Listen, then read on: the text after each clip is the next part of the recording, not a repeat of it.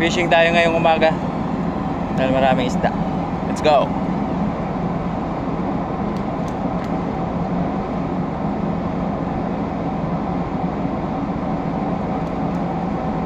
Nakagat ako ng isda. Ito yung kumagat sa akin, oh. Ay na, kumagat na.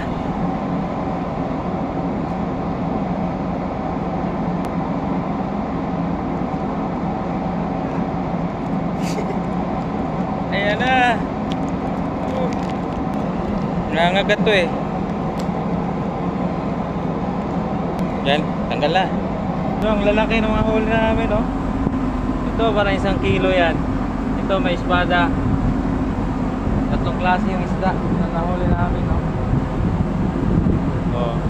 Pwede na, may ulam na tayo. Number 1. Number 1. Number 1.